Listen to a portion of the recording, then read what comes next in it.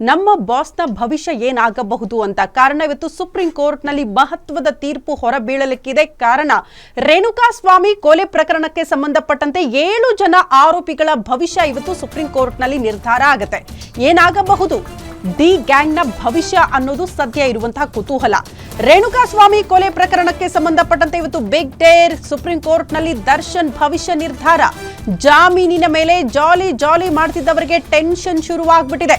Supreme ಕೋರ್ಟ್ನಲ್ಲಿ ಇವತ್ತು Darshan bale ಭವಿಷ್ಯ ನಿರ್ಧಾರ ಆಗುತ್ತೆ.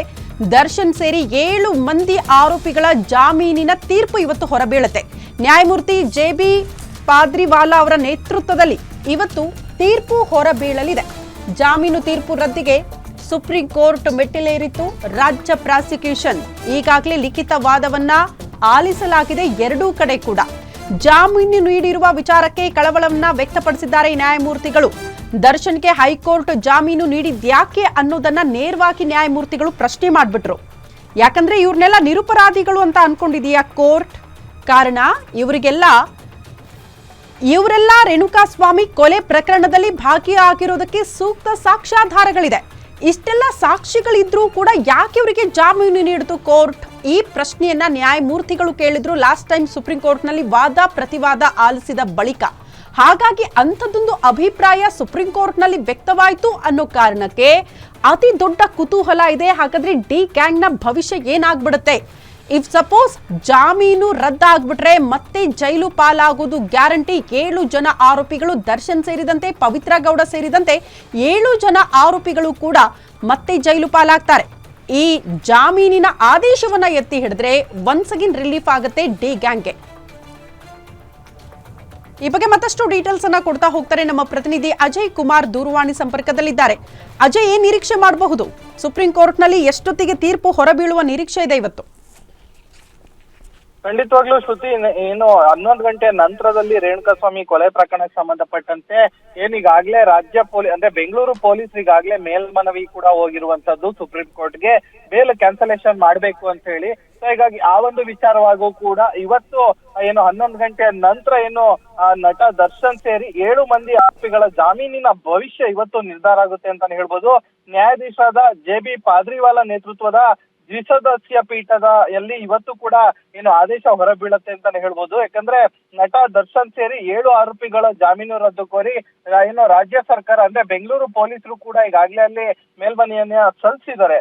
ಸೊ ಹೀಗಾಗಿ ಇವತ್ತು ಕೂಡ ಏನು ಪವಿತ್ರ ಗೌಡ ಆಗಿರ್ಬೋದು, ನಟ ದರ್ಶನ್ ಆಗಿರ್ಬೋದು, ಅವರೆಲ್ಲರೂ ಕೂಡ ಅವರ ಒಂದು ಲಿಖಿತವಾಗಿರುವಂತ ಕೆಲವೊಂದು ವಿಚಾರಗಳನ್ನು ಕೂಡ ಕೊಡಬೇಕು ಅಂತ ಹೇಳಿ ಸುಪ್ರೀಂ ಕೋರ್ಟ್ ಹೇಳಿತ್ತು. ಆ ಒಂದು ಲಿಖಿತವಾಗಿ ವಿಚಾರಗಳನ್ನು ಕೂಡ ಪ್ರಸ್ತಾಪವನ್ನ ಮಾಡಿ ಅದನ್ನು ಕೂಡ ಕೋರ್ಟ್ ಮುಂದೆ ಕೂಡ ಕೊಟ್ಟಿದ್ರು. ಅಂದ್ರೆ ಕೆಲವೊಂದು ವಿಚಾರಗಳನ್ನು ಕೂಡ ಅಲ್ಲಿ ಉಲ್ಲೇಖವನ್ನ ಮಾಡಿದ್ರು. ನಟ ದರ್ಶನ್ ವಿಚಾರಕ್ಕೆ ಬರೋದಾದ್ರೆ ಅವರು ಪ್ರತಿ ಬಾರಿಯೂ ಕೂಡ ಅಂದ್ರೆ ಜಾಮೀನು ಸಿಕ್ಕ ನಂತರ ಪ್ರತಿ ಬಾರಿಯೂ ಕೂಡ ಕೋರ್ಟ್ ಅಟೆಂಡ್ ಆಗಿದ್ದಾರೆ. ಮತ್ತೆ ಕೋರ್ಟ್ ಕೊಟ್ಟಂತ ಕೆಲವೊಂದು ನಿರ್ದೇಶನ ಏನಿದೆ ಅವೆಲ್ಲವರು ಕೂಡ ಪಾಲಿಸಿದ್ದಾರೆ ಅಂತ ಹೇಳಿ ಕೂಡ ಅವರ ಪರವಾದಂತ ವಕೀಲರು ಕೂಡ ಅದರ ಲಿಖಿತ ರೂಪದಲ್ಲಿ ನ್ಯಾಯಾಲಯಕ್ಕೆ ಸಲ್ಲಿಸಿದ್ರು. ಇನ್ನು ಪವಿತ್ರ ಗೌಡ ಅವರ ವಿಚಾರಕ್ಕೆ ಬರೋದಾದ್ರೆ ಆ ಮಗಳು ಇನ್ನು ಸಣ್ಣಳಿದ್ದಾಳೆ, ಆಕೆಯನ್ನ ನೋಡ್ಕೋಬೇಕಾಗತ್ತೆ. ಸೊ ಹೀಗಾಗಿ ಅವರು ಕೂಡ ಇದರಲ್ಲಿ ಯಾವುದೇ ರೀತಿಯಾದಂತ ಕೊಲೆ ಪಾತ್ರ ಇಲ್ಲ, ಕೇವಲ ಇಲ್ಲಿ ಅವರು ಏನು ಚಪ್ಪಲಿ ಹೊಡೆದಿರೋದಷ್ಟೇ ಅನ್ನೋ ಒಂದು ವಿಚಾರಗಳನ್ನು ಕೂಡ ಲಿಖಿತ ರೂಪದಲ್ಲಿ ಏನೋ ನ್ಯಾಯಾಧೀಶ ಮುಂದೆ ಸಲ್ಲಿಸಿದ್ರು.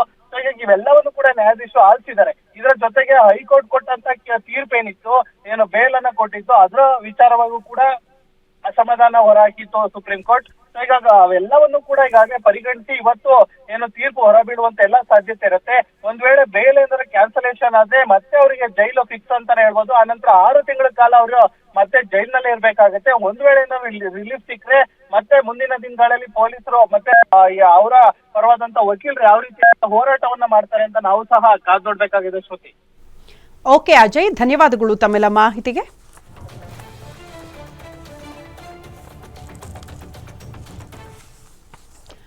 ನೋಡಿ, ಇವತ್ತು ಸುಪ್ರೀಂ ಕೋರ್ಟ್ನತ್ತ ಡಿ ಗ್ಯಾಂಗ್ನ ಚಿತ್ತ ಇದೆ. ಸಹಜವಾಗಿ ಟೆನ್ಷನ್ ಅಂತೂ ಇದೆ. ಈ ಟೆನ್ಷನ್ ಬೆನ್ನಲ್ಲೇ ಈಗ ಪವಿತ್ರ ಗೌಡ ಅವರು ಸೋಷಿಯಲ್ ಮೀಡಿಯಾದಲ್ಲಿ ತಮ್ಮ ಇನ್ಸ್ಟಾ ಖಾತೆಯಲ್ಲಿ ಒಂದು ಪೋಸ್ಟ್ ಅನ್ನ ಕೂಡ ಮಾಡಿಕೊಂಡಿದ್ದಾರೆ. ಇವತ್ತಿನ ತೀರ್ಪಿನ ವಿಚಾರಕ್ಕೆ ಸಂಬಂಧಪಟ್ಟಂತೆ ಸುಪ್ರೀಂ ಕೋರ್ಟ್ನಲ್ಲಿ ಇವತ್ತು ದರ್ಶನ್, ಪವಿತ್ರ ಗೌಡ ಸೇರಿ ಉಳಿದ ಆರೋಪಿಗಳ ಬೇಲ್ ಭವಿಷ್ಯ ನಿರ್ಧಾರ ಆಗುತ್ತೆ. ಇದರ ಬೆನ್ನಿಗೆ ಪವಿತ್ರ ಗೌಡ ಪೋಸ್ಟ್ ಒಂದನ್ನ ಮಾಡಿದ್ದು ಸದ್ಯ ಅದೇ ವೈರಲ್ ಆಗ್ತಾ ಇದೆ. ಈ ಜಗತ್ತಿನಲ್ಲಿ ಸತ್ಯ ಹೆಚ್ಚಿನ ಶಕ್ತಿ ಹೊಂದಿದೆ. ಎಷ್ಟೇ ಸಮಯ ತೆಗೆದುಕೊಂಡ್ರೂ ಕೂಡ ನ್ಯಾಯವಾಗಿ ಇರೋರಿಗೆ ಗೆಲುವು ಸಿಗಲಿದೆ. ನ್ಯಾಯ ಸಿಗೋ ನಂಬಿಕೆ ಇದೆ ಅಂತ ಪೋಸ್ಟ್ ಮಾಡಿಕೊಂಡಿದ್ದಾರೆ.